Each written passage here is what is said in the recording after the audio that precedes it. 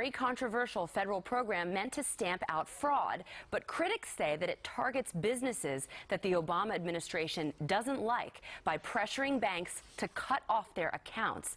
Now, some of the targets include gun stores, tobacco sellers, casinos, pawnbrokers, and short-term lenders.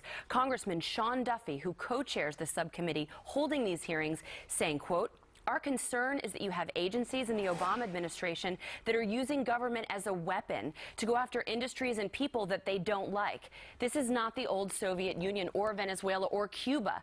I think it's an important part for all Americans to stand up and push back on policies that are an abuse of government."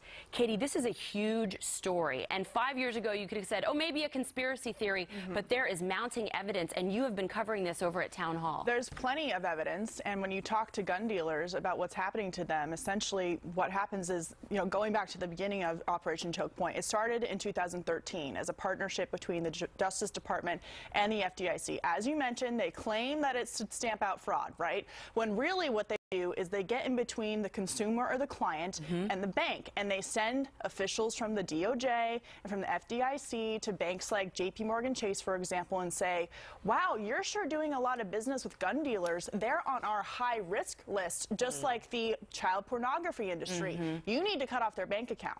So what they do then is the bank is under a subpoena or under the intimidation of the federal government, and they cut off their bank account. Now, if you're a small business in a small gun dealership or an ammunitions dealership, when the bank cuts off your funding, which is your money in a legal business, by the way, it can completely eliminate your business within a couple of days. And Joe, I mean, these gun companies, they're protected by the Second Amendment. Right. And so you start to wonder, okay, what happens if the government finds a news outlet they don't like, a newspaper or something else, or a restaurant? You have to stop it before it starts. And you're right. You start questioning what the administration is doing, what the government is doing, and all of a sudden they come in and say, well, this is the beginning of this particular aspect and area that you're involved in. I really feel like that you have to be able to, if you want to go after people with fraud, then go after them. But don't put so much pressure on the banks. They have targeted the banks from the beginning. JP Morgan, here, take over this company for us. And then, by the way, we're going to fine you for taking over the company that we asked you to take over.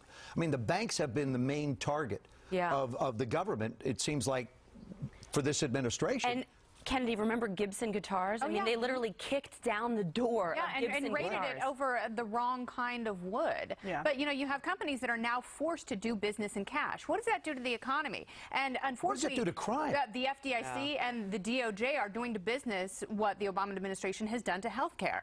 It's like maybe they have one problem, one area that they want to target, and they end up decimating an entire system. But it is about small business owners. It is about companies that are trying to operate legitimately, and they can't because they're having their bank accounts closed for no reason and no explanation. And one of the questions, I'm sorry. I'm sorry, but you've seen it in states that have approved marijuana usage. Yes, exactly. They won't allow banks to be. They won't allow those retail outlets to be able to deposit their money in banks. Legal business. So now they have to hold these tons of cash, which become very susceptible. I mean, I would think be very susceptible to a problem. And it keeps it out of the economy. It does keep it out of the economy. My main question is, what about redress? I mean, if you're a company that's been targeted like this, what can you do for yourself? So I looked into this a little bit. There's something called the StopTheChoke.com. There's a sign a petition there. So you're going to need attorneys. You're going to need mass groups ready to handle some of this. And I also looked up the word choke point. In the military, it means to find your enemy in a place that's vulnerable. It's a bridge or a gulf or a valley, and then while they're vulnerable, you attack them. That's a choke point. And it should be I don't know if it's an accident that they call it. This is a problem with a complex regulatory framework, is they can get you on just about anything and use the law as a pretext to punish you. It is scary stuff, but we're going to stay on it right here.